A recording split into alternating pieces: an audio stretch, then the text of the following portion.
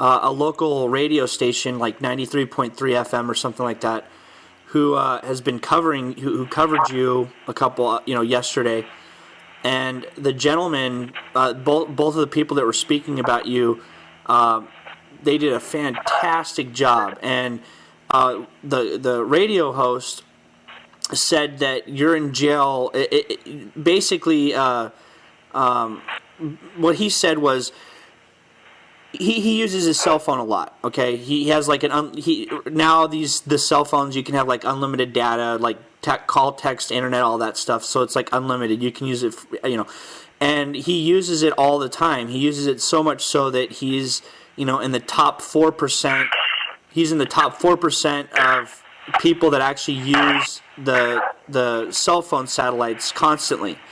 And it would be as if he got a call from the cell phone company and they said, "Hey, you're using way too much data. It's not worth us to keep you on the satellites anymore. If you keep using as much data as you're doing, we're going to have to pull the plug." And he said, "Well, that's fine and dandy. So what I'll do is I'll just get another unlimited plan, and I'll have two cell phones, so I'll use both of them equally, and cut down. So I'll just use both of them equally. No big deal." And he said and then he said, what if I did that, and all of a sudden I get a call from the cell phone company and say, "Hey, you're still using too much data. We're going to have to go ahead and imprison you for using too much cell phone data." And he said, that's essentially what they did to you, but you took out your own money. And he said, it's ridiculous.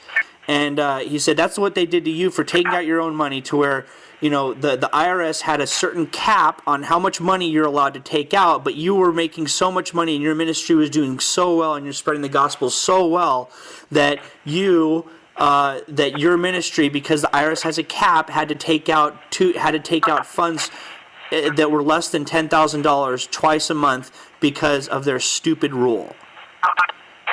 And so I just want to let you know that they had that kind of conversation, and I thought that was a pretty interesting story comparison. So. Wow, that is interesting. Yeah. And why 9,500? Why not 9,000? Why not 8,000? Why not 2,000?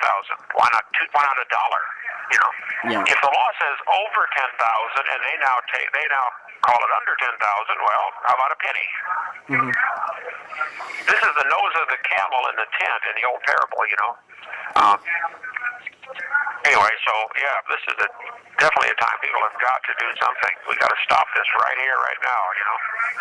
Yeah, I hear you. It's only using lawful means. Yeah. And Congress holds the key. They can repeal the law and make it retroactive, and all this goes away. Why on earth do we even have this stupid structuring law? Why is it who is the IRS anyway? Who are they?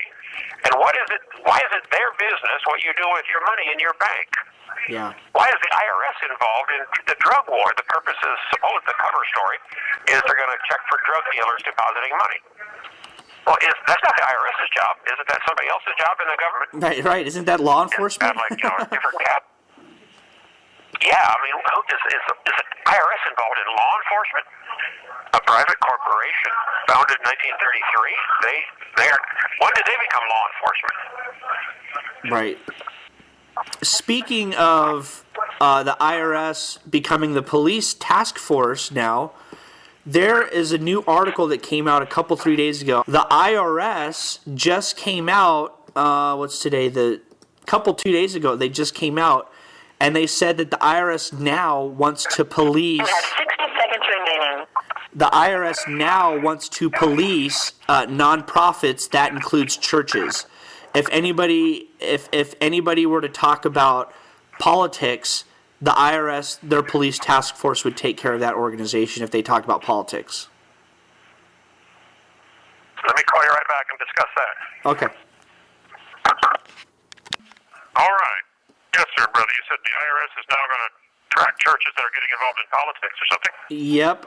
What they said is anybody, this is their wording, anybody that uses a nonprofit, that includes a church, a 501c3, they've already done this, but now they're coming out in the open brazenly. If anybody gets involved in political activity, then the IRS police task force will take care of that organization. Well, this is exactly what Hitler did with his group called the Brown Shirts, that later became the Gestapo. There's some research on the Brown Shirts. They were a bunch of Hitler's buddies from the barroom. They were barroom thugs, is all they were. He gave them, a pistol and a ball bat and a brown shirt and a permission and authority to go beat up Jews. It terrorized the people. This is exactly the tactics. See, this is what Lyndon Johnson, when he was senator from Texas, that created the 501c3. This is why he did it, so that you can shut up churches. Yep. Why would a church become 501c3? They're already unaffected, unrelated to the, it's not tax exempt, it's an exception. That's somebody else's battle to fight, but because I don't understand it completely. But yes, this is precisely what they wanted. So this is a way to silence the churches, and they did this in Nazi Germany, and it worked with most of the churches. Read Dietrich Bonhoeffer, the book Dietrich Bonhoeffer, published 1910 by a guy named Metaxas, Metaxis, I think. It's called Bonhoeffer, Prophet, Priest, Spy, something. It's got a long title. But that book is fabulous. Dietrich Bonhoeffer could see clearly what Hitler was doing and said, we've got to stop this guy, and he fought against him. He was finally hung at the Flossenburg concentration camp 6 weeks before the war was over. He fought him all the way. 6 weeks before it was over, they hung him.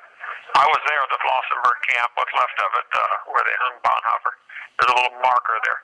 So, yeah, this is exactly what Hitler did with the brown shirts and what Stalin did with his, Lenin and their Trotsky and those guys that started communism in Russia. Mm-hmm. It's the same tactic over and over. They're all learning from the same playbook. And if somebody wants to live under a communist-type country, then go move to one. There's already several. North Korea, I hear, has that type of country. So if these guys, if that's really what they want, let's pay to help them move over there. Yep. Don't change America into that.